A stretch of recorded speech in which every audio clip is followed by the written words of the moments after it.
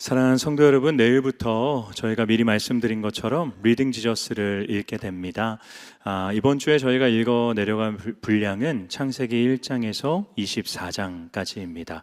그런데 우리가 읽을 내용 중에 속해 있는 창세기 1장에서 3장까지의 내용은 우리가 성경 전체의 내용을 이해하고 또 더 나아가서 이 세상을 이해하는 데 있어서 가장 중요한 본문이다라고 할 수 있습니다. 여러분, 창세기 1장과 2장에는 어떤 내용이 나와 있나요? 혼돈과 공허가 가득했던 이 세상을 하나님이 창조하신 이야기가 담겨져 있습니다. 하나님이 6일 동안 모든 세상 만물을 말씀으로 창조하세요. 그리고 하나님이 창조하신 그 모든 피조 세계를 관리하고 다스릴 존재를 창조하기로 결정을 하십니다. 그게 인간이었죠. 그래서 하나님이 흙으로 자신의 형상대로 인간을 빚으세요. 그리고 그 코에 생기를 불어넣으심으로써 그 존재가 최초의 인간인 아담이 되어지게 됩니다. 하나님이 이제 세상 모든 걸 창조하시고 아담을 창조하셨는데 한 가지가 보시기에 좋지 않으셨어요. 아담이 혼자 있는 것이었습니다. 그래서 아담을 깊은 잠에 빠져들게 하시고 아담의 갈비뼈 하나를 떼셔서 그 갈비뼈로 아담이 감당해야 될 그 하나님의 피조 세계를 다스리고 관리하는 일을 돕는 배필로서 그의 아내 하와를 허락해 주십니다. 그래서 모든 하나님의 창조가 마치게 되었어요. 하나님이 창조하신 모든 피조 세계를 보시면서 이렇게 말씀하십니다. 보시기에 심히 좋았다 말씀하세요. 여러분, 완전하신 하나님이 보시기에 좋았다라고 하는 것은 그 창조되어진 모든 세상이 완전했다라는 것을 의미합니다. 완전했다라고 하는 것은 하나님이 처음 의도하시고 목적하신 대로 모든 피조 세계가 바르게 작동했다라는 것을 의미하는 거죠. 사랑하는 여러분, 저와 여러분은 하나님께서 그 당시에 창조하신 이 세상을 지금까지 살아가고 있습니다. 만약에 하나님께서 우리가 살고 있는 이 세상을 바라보신다면 그때처럼 보시기에 심히 좋았다라고 하실까요? 어쩌면 하나님은 심히 좋지 않다라고 말씀하실 겁니다. 사실 하나님의 시선을 빌릴 필요도 없이 저와 여러분의 눈으로 보는 이 세상은 어떤가요? 여러분, 이 세상이 여러분의 눈에 보시기에 심히 좋으십니까? 사실 우리가 살고 있는 이 세상은 완전하기보다는 너무나도 불완전합니다. 모든 것이 하나님의 뜻대로 작동하기보다는 모든 것이 어그러져 있는 것과 같은 세상을 우리가 살죠. 전 어느 순간부터 뉴스를 잘 보지 않아요. 왜냐면 어차피 봐봤자 제 눈을 찌푸리게 하는, 참 마음 아프게 하고 분노하게 하는 일들만 많이 일어나기 때문입니다. 우리나라만의 일일까요? 여러분, 전 세계 어디를 가든 강대국이든 약소국이든 어느 나라든 간에 그 안에 수많은 분열과 다툼과 시기와 어려움들이 있습니다. 전쟁은 그칠 생각을 하지 않아요. 빈부의 격차는 너무나도 심각합니다. 여전히 굶어 죽는 사람들이 있고 호의호식하는 사람들이 많습니다. 여러분, 이 세상은 모든 것이 어그러져 보여요. 분명히 하나님께서 이 세상을 창조하실 때 보시기에 심히 좋았다라고 말씀하셨는데 우리가 살고 있는 세상은 심히 좋지 않습니다. 완전해진 세상이 불완전해질 수밖에 없는 이유와 문제가 있었다는 것을 우리에게 알려주는 거죠. 그 문제가 무엇입니까? 그것을 이야기하는 것이 창세기 3장의 말씀입니다. 그래서 이 창세기 3장은 사실 인류 전체의 역사 가운데 가장 중요한 분기점이 된다라고 얘기할 수 있어요.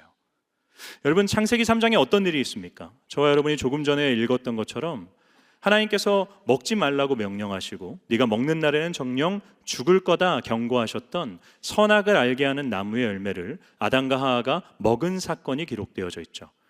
저희는 이 사건을 다루면서 먼저 질문을 던져봐야 돼요. 여러분, 왜 아담과 하와는 자신들의 창조주이시자 자신들의 영원한 왕이 되시는 하나님이 너 먹지 말아라, 너 먹으면 죽는다 라고까지 경고하셨는데 왜 굳이 그 나무의 열매를 먹었을까요? 여러분, 여기서 등장하는 게 뱀으로 표현되어지는 사단입니다. 이 뱀이 하와에게 무슨 말을 하게 돼요? 그 무슨 말을 하니까 6절을 보게 되면 하와가 하나님이 먹지 말라고 하신 그 나무의 열매가 탐스럽고 참 먹음직해 보였고 그리고 그것을 먹었을 때 지혜롭게 할 만큼 괜찮았다라고 얘기를 해요. 여러분, 그 전까지는 그 나무의 열매는 피해야 될 두려움의 대상이었어요. 여러분, 먹으면 죽는 열매가 있어요. 여러분 같으면 거기 가까이 가시겠어요?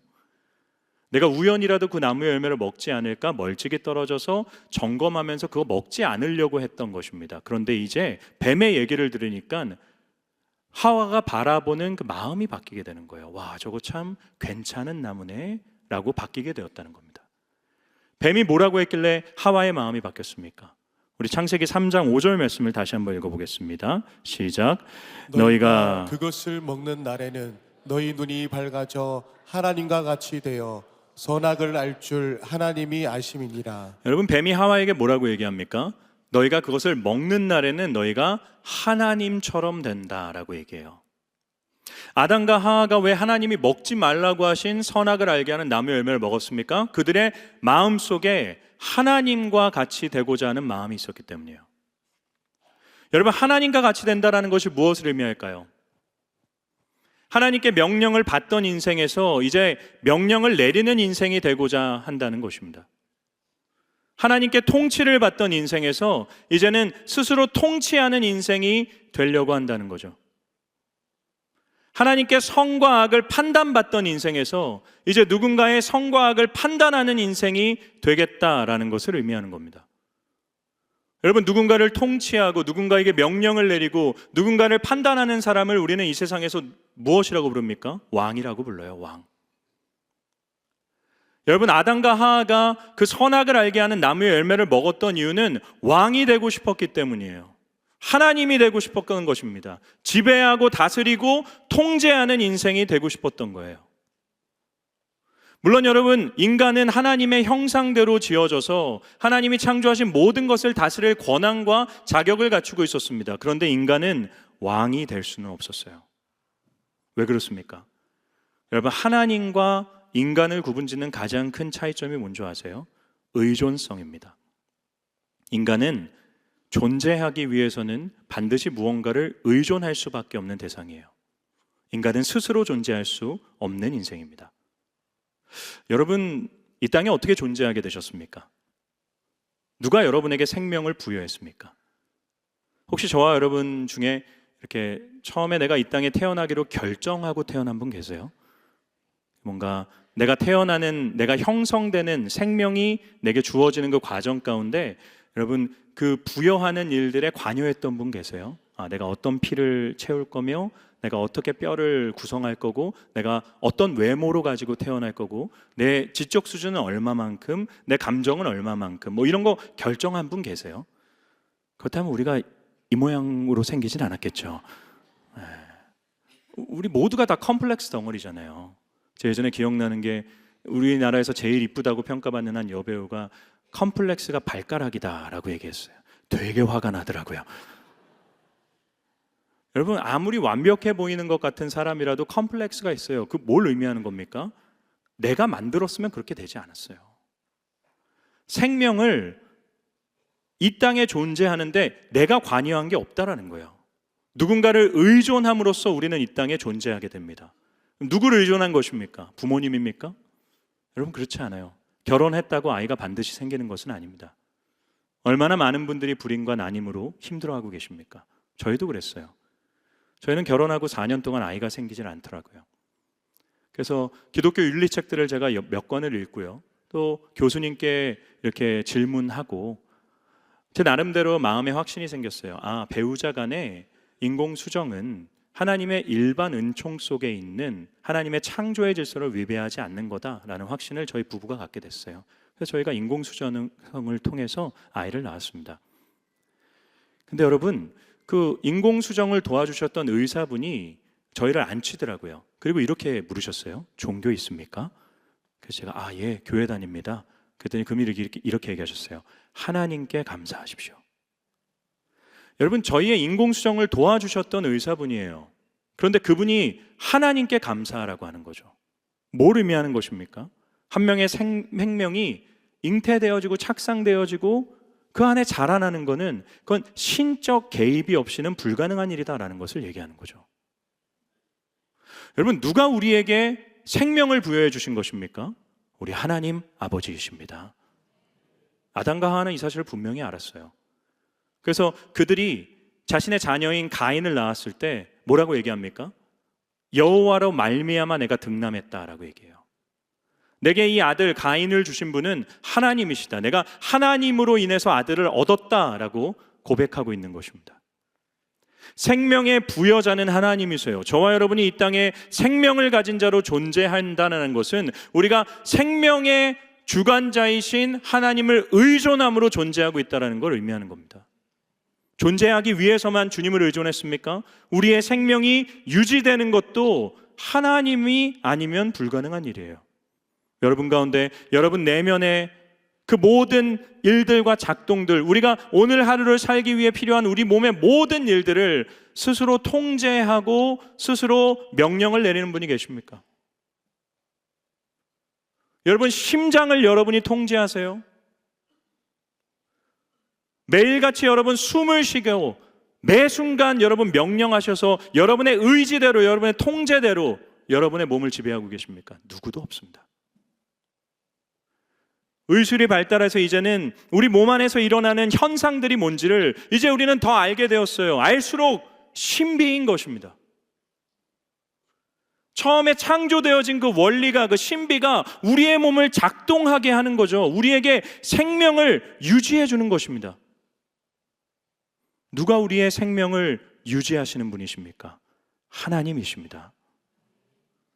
생명을 부여하신 분도 하나님이시고 생명을 유지하게 하시는 분도 하나님이세요. 여러분, 이 피조 세계가 어떻게 존재하고 있습니까?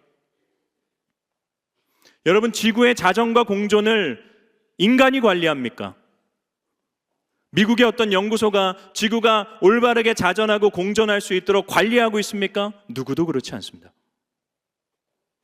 여러분이 피조물이 존재하기 위해 필요한 햇빛과 여러분 물과 공기는 누가 주는 것입니까?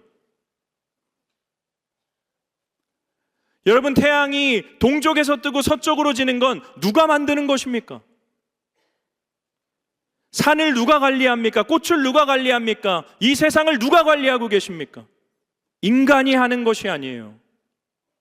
우리는 우리가 통제하지 않는 세상을 살아가고 있는 것입니다. 누가 그 모든 피조 세계를 창조하시고 관리하시고 다스리고 계십니까? 우리 하나님 아버지이신 줄을 믿습니다. 그래서 여러분, 이걸 기억하셔야 돼요. 창조되어진 모든 피조물은 창조주를 의존해야지만 살아갈 수 있는 존재들입니다. 누구도 스스로 존재할 수 없어요. 누구도 자기 스스로를 의존하며 살 수 있는 존재가 없습니다. 누구도 의존하지 않고 살 수 있는 유일한 분은 하나님이세요. 그래서 여러분, 모세가 하나님의 명령을 받고 하나님께 이렇게 이야기해요. 하나님, 백성들에게 누가 나를 보냈다라는 것을 얘기해야 되지 않겠습니까? 당신을 누구라고 내가 소개합니까? 그때 하나님께서 이렇게 말씀하세요. 나는 스스로 있는 자다. I am who I am. 여러분, 그게 무엇입니까? 여호와예요. 야훼 하나님. 우리 하나님은 누구를 의존하지 않으셔도 스스로 존재하는 하나님이십니다. 근데 여러분, 우리는 그 하나님을 의존해야지만 존재할 수 있는 피조물이에요. 근데 우리가 어떻게 누군가의 왕이 되겠습니까?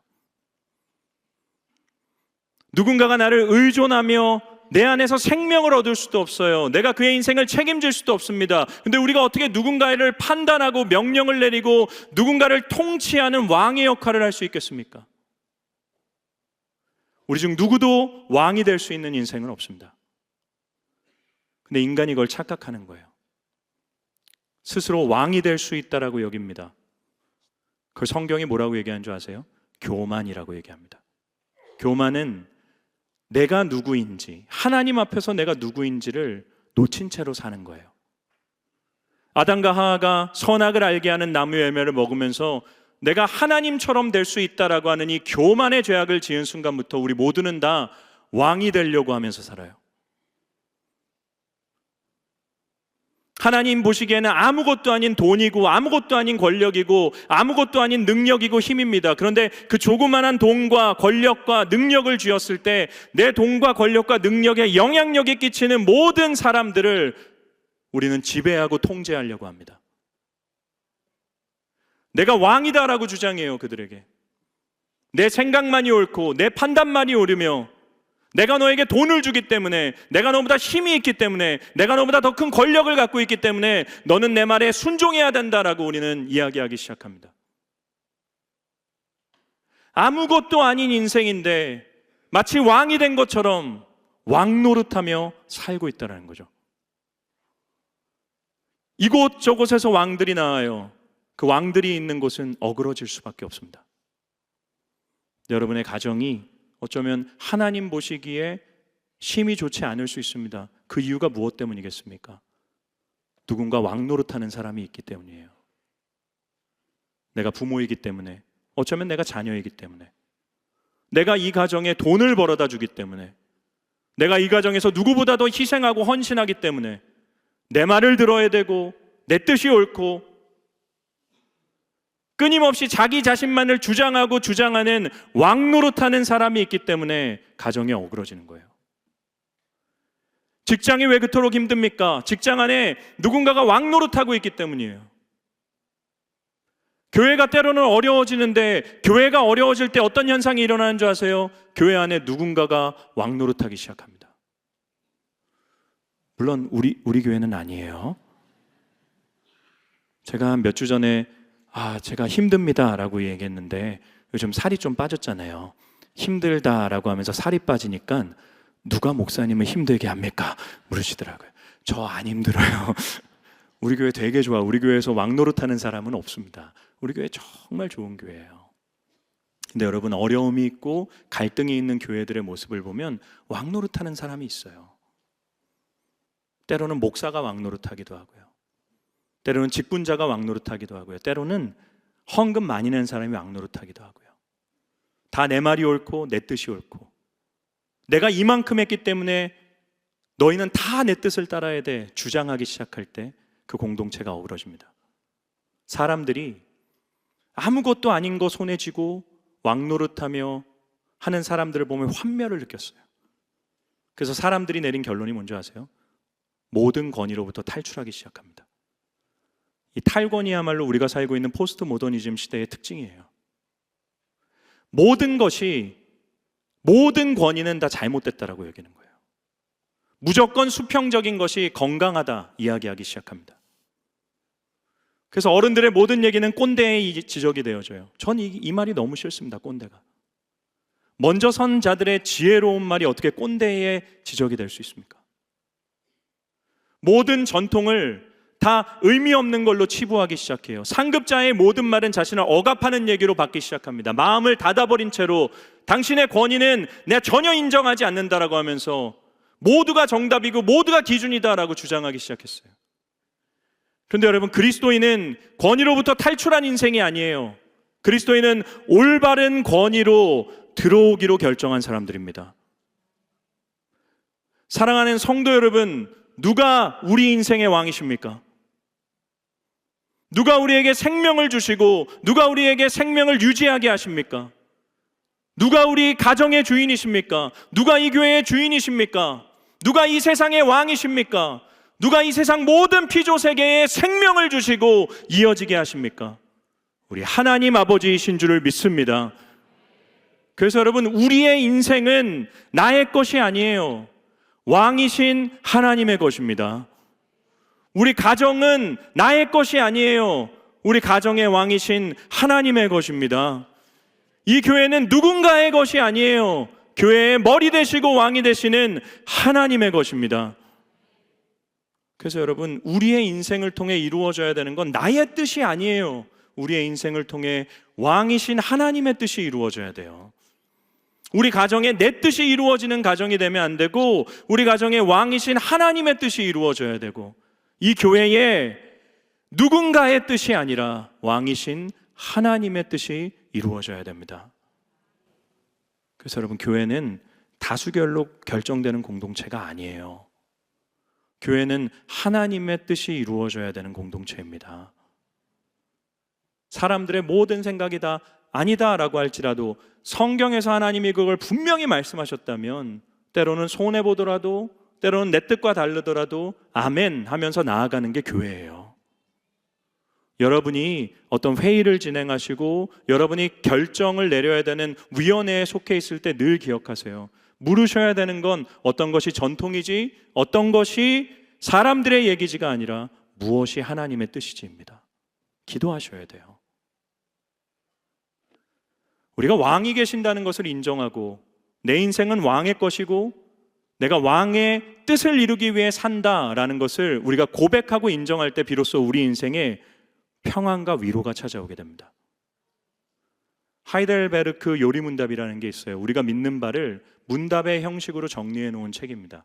근데 그 1문이 이렇게 물어요. 제가 읽어드릴게요. 살아서나 죽어서나 당신의 유일한 위로는 무엇입니까? 여러분이 한번 답해 주시겠습니까? 살아서나 죽어서나 나는 나의 것이 아니요 몸도 영혼도 나의 신실한 구주 그리스도의 것입니다. 여러분, 위로를 묻습니다. 살아서나 죽어서나 당신의 위로가 무엇입니까? 라고 묻는데, 살아서나 죽어서나 내 몸과 영혼 전체가 내 구주 그리스도의 것이다 라는 것이 위로라는 거예요.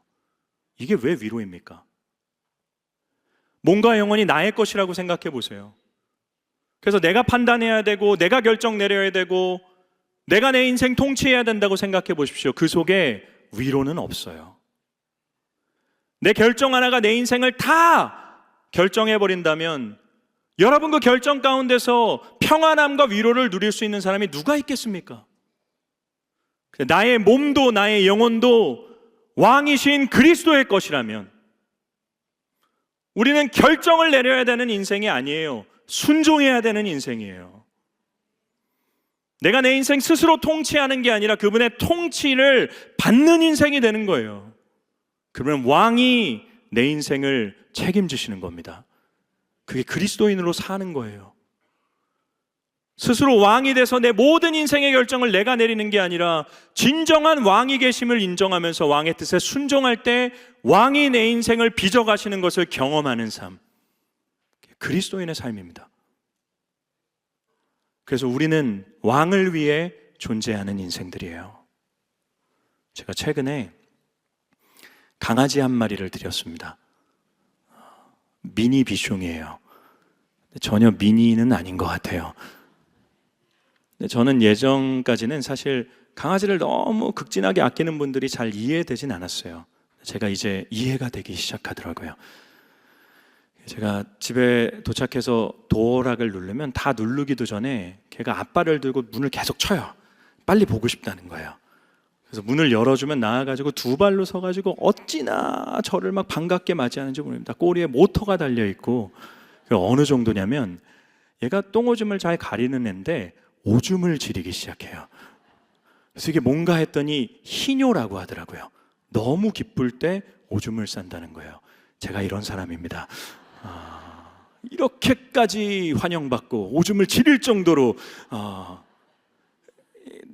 어디서 제가 이런 환대를 받겠어요. 새벽에 나가든 일어나든 들어오든 그냥 늘 저를 최고의 환대로 대해주는 게 그 강아지예요. 그래서 제가 걔를 안고 있더라고요, 어느 순간. 근데 얘가 이렇게 사료가 뭔가 잘못돼서 그런지 이쪽에 이렇게 색깔이 좀 변하기 시작했어요. 그래서 알아봤더니 그 알러지 검사를 받아야 된대요. 그래서 아내에게 알러지 검사 받으러 가자 자연스럽게 얘기했는데 문득 어떤 생각을 했냐면, 제 아들이 알러지 검사를 받아야 될 때 제가 아유 됐어 라고 하면서 안 갔거든요. 이건 아니다 라는 생각이 들면서 정신이 바짝 들었습니다. 그러면서 이제 좀 생각을 해봤더니 제가 걔를 막 소파 위에 올려서 제 옆에 눕히고, 또 새벽에 일어나서 걔가 막 난리를 치면 제 침대에 데리고 와서 제가 침대에 같이 눕고 막 이러고 있더라고요. 제가 요즘에 뭘 하고 있냐면 걔를 이렇게 딱 잡고 눈을 마주친 다음에 이런 얘기를 해주고 있어요. 너가 강아지고 내가 주인이야. 그러면서 이렇게 얘기해주고 있습니다. 네가 날 위해 존재하는 거지 내가 널 위해 존재하는 게 아니야. 여러분, 누가 누굴 위해 존재합니까? 백성이 왕을 위해 존재하는 거예요. 피조물이 창조주를 위해 존재하는 거예요. 창조주가 우리를 뜨겁게 사랑할 수 있어요. 창조주가 우리에게 한량없는 은혜를 부어줄 수 있어요. 그런데 그렇다고 해서 창조주가 피조물을 위해 존재한다 여기는 건 교만이에요. 여러분, 왜 기도하십니까? 여러분을 위해 기도하는 게 아니에요. 하나님을 위해 기도하는 거예요. 왜 찬양하세요? 내 마음 편하고 내가 감동받기 위해 찬양하는 게 아니라 왕이신 하나님을 위해 찬양하는 거예요. 여러분, 이 자리에서 왜 예배를 드리십니까? 예배를 통해 그 왕이신 하나님을 사용해서 내 어떤 걸 누리려고 하는 게 아니라 왕이신 하나님을 위해 예배하는 겁니다. 여러분, 왜 그리스도인으로서 사세요? 그리스도인으로 살면서 하나님 이용해서 내가 더 잘 나가고 내가 더 괜찮아지고 내가 더 많은 돈 벌기 위해서 사는 게 아니라 내 인생 모두가 창조주이신 그분을 위해 사는 거예요. 그게 여러분 우리가 살아가는 이유이자 목적인 것입니다. 사랑하는 성도 여러분, 우리에게 왕이 살아계십니다. 그러니 왕이 없는 자처럼 살지 마세요. 근데 여러분, 우리가 왜 그렇게 살아야 됩니까? 왜 왕을 위해 살아야 됩니까? 놀라운 일이 생겼는데 왕이 우리를 위해 존재해 주셨기 때문이에요. 우리가 믿는 복음의 내용이 무엇입니까? 하나님이 피조물인 인간이 되셨다라는 거예요. 모든 백성이, 모든 나라가, 모든 창조된 피조물이 왕을 위해 존재해야 되는데 왕이 인간을 위해 존재해 주셨어요. 아무것도 할 수 없는 연약한 인생이 되어버려서 하나님을 알지도 못하고 하나님을 기쁘시게도 할 수 없는 존재가 되어버려서 왕이 기꺼이 인간이 되셔서 인간을 위해 자신의 목숨을 사용하셨어요. 그리고 그 사실을 스스로의 힘으로도 믿을 수 없는 연약한 인생들을 위해 성령을 보내주셔서 우리에게 믿음을 주시고 그 결과 우리 몸과 영혼의 영원한 주인이 되어주셨습니다. 우리를 위해 존재하신 왕이 계세요. 그러니 우리도 왕을 위해 살아가야 됩니다. 사랑하는 성도 여러분, 무엇을 먹든지 무엇을 마시든지 무엇을 하시든지 왕을 위해 살아가십시오. 그것이 우리가 살아가야 될 삶입니다. 그때 왕이 우리의 인생을 책임지실 거예요. 어떻게 가능합니까? 매일 아침 왕의 뜻을 물으십시오. 하나님의 말씀 앞에 서십시오. 하나님의 말씀 앞에 매일같이 내가 설 때마다 하나님이 이 말씀을 통해서 때로는 번뜩이는 깨달음으로, 때로는 마음을 찌르는 강력한 말씀으로, 때로는 내 눈에서 눈물이 흘러나오게 하는 감동으로 내게 자신의 뜻을 계시하실 거예요.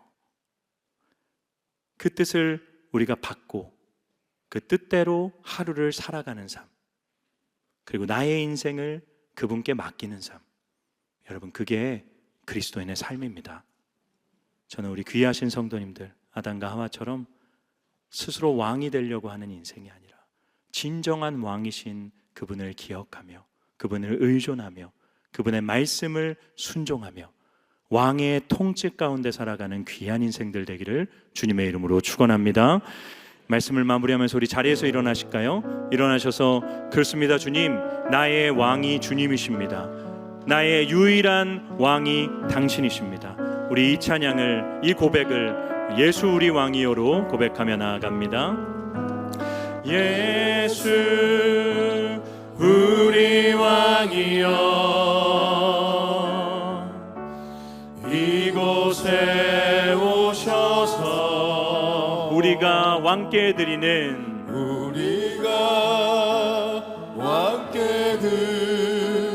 영광을 받아 주소서. 영광을 받아 주소서. 우리는 주님의 백성. 우리는 주님은 누구십니까? 백성. 주님은 우리 왕이라. 주님은 우리 왕이라. 왕이신 예수님 오셔서 왕이신 예수님 오셔서 좌정하사 다스리소서.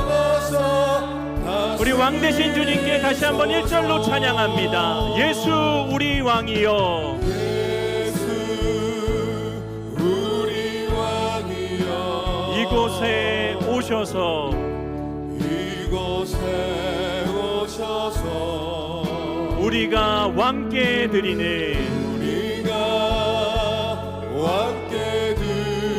영광을 받아 주소서. 영광을 받아 주소서. 우리는 누구입니까? 우리는 주님의 백성. 주님은 누구십니까? 주님은 우리 왕이라. 왕이신 예수님 오셔서 가정하사 다스리소서. 예수 우리 주시여. 예수 우리 주시여. 이곳에 오셔서 우리가 주께 드리는 찬양을 받아 주소서. 찬양을 받아 주소서. 우리는 주님의 종들. 우리는 주님의 주님은 누구십니까? 주님은 우리 주시라. 주 대신 예수님 오셔서 이 찬양을. 우리는 주님의 백성.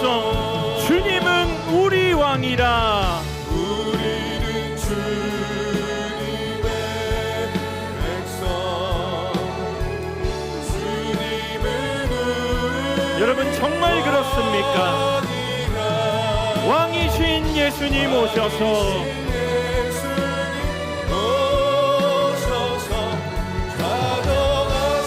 그래서 우리 고백하며 놀려드립시다. 모든 영광과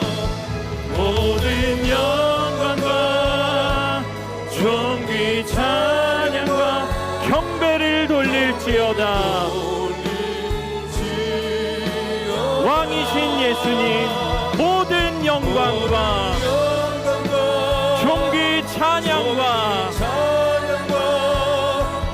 경배를 우리 다시 한번 주님을 높여드리며 찬양합니다. 모든 영광과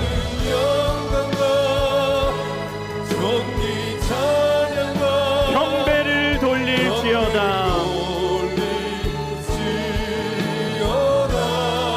모든 영광과